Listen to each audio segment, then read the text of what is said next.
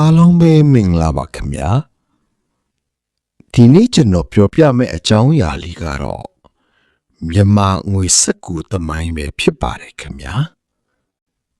မြန်မာငွေစက္ကူသမိုင်းကိုစပြောရမယ်ဆိုရင်အင်္ဂလိပ်ခေတ်ကနေစပြောရပါမယ်ခင်ဗျာမြန်မာနိုင်ငံဟာဗြိတိရှထံမှလွတ်လပ်ရေးမရမီအိန္ဒိယလက်အောက်ခံပြည်နယ်တစ်ခုဖြစ်ခဲ့တယ်။ထိုအချိန်တွင်မြန်မာငွေကြီးအဖြစ်ရူပီးကိုအသုံးပြုခဲ့ကြတယ်။မြန်မာနှင့်အိန္ဒိယနိုင်ငံသုံးရူပီးငွေကိုစတာလင်ပေါင်နှင့်ချိတ်ဆက်ထားပြီးတတိလင်6ပေနှုန်းဖြင့်တန်ဖိုးသတ်မှတ်ထားတယ်။1946ခုနှစ်